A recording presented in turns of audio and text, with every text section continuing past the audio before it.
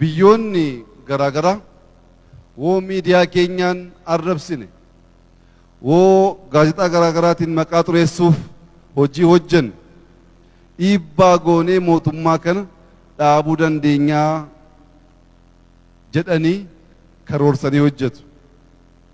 Waan isin dhibu Oromoon sirna gadaa akka dhaabuuf akka dhiisuuf jaarraa tokko ol dhiibbaan itti godhame har'as abbootiin gadaa keenya numa jiru.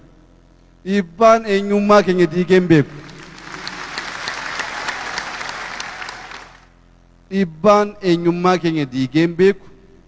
Dhiibbaan Itoophiyaa diigeen beeku. Itoophiyaan kaleessa sammuuf dhiigaan dhaabbatte boor ittuu guddatte badhaadhinaan ceete biyya guddoo Afrikaa hundaaf fakkii taatu ta'uun ishee kan dhugoom ijoollee isheetiin kana mogochuuf dandeettii isaas muuxannoo isaas hojjetanii agarsiisu waan qabnuuf shakkii tokko malee Itoophiyaan hin ceeti. Irra deddeebinee Itoophiyaa gaafa jennu jarri kun maal ta'anii maaliif Itoophiyaa jedhu Tsaggaayee Dandanaan jijjiiramee Itoophiyaa jechaa jiraa jedhu. Ummanni keenya akka hubatu kan hin barbaadu Itoophiyaan kaleessa dhiiga Oromoo, dhiiga Amaaraa, dhiiga Sidaamaa, dhiiga Guraageetiin dhaabbatte malee Itoophiyaan dhiiga Oromoo alatti dhaabbatte hin jirtu, boris dhaabbachuu hin dandeessu.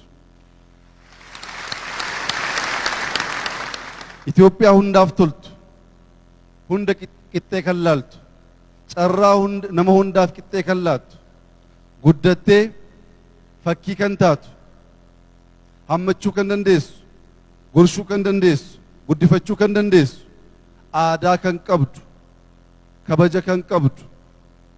Itoophiyaa akkasii hin ijaarraa. Haalli amma keessa jirru kun sodaachisaa, yaachisaa fakkaachuu danda'a.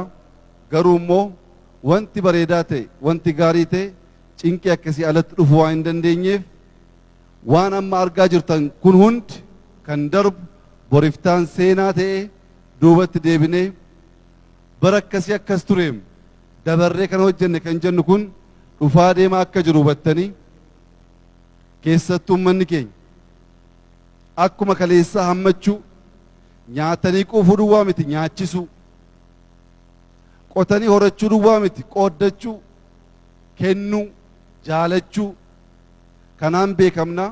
Ammas kana babal'isuun baay'ee murteessaadha. Kana babal'isuun maaliif murteessaa ta'a? Eenyummaa ofii alatti biyyi ijaaramu gatiin qabu.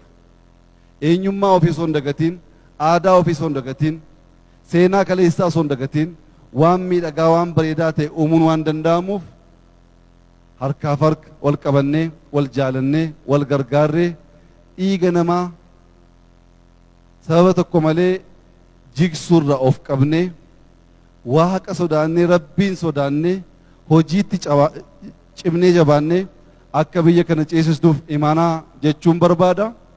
Gama keenyaan waggoota kurnan dhufan keessatti Itoophiyaa fakkii Afrikaa gochuuf gama hundaan qophii godhamu goonee finnee jirra. Hundaa ol warri har'a nu arrabsan, warri har'a kakatan, warri har'a garmalee waa'ee keenyaa dubbatan osoo ijji keessan arguu jilbeeffatanii deebi'anii dhufanii nu kadhatu. Kunin ta'a waliin laal. Warra dhiyoo, warra ollaa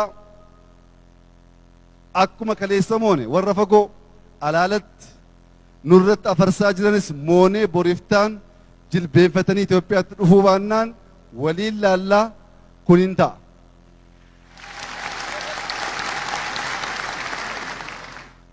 Jabaachuu, jaalachuu, hojjechuu, kennuu, qooddachuu hin dhiisinaa. Inni qoode baay'ee waan argatuuf, kan kenne baay'ee fudhachuu waan danda'uuf jaalalaan tokkummaan hojii keenya jabeessinee itti fufnu.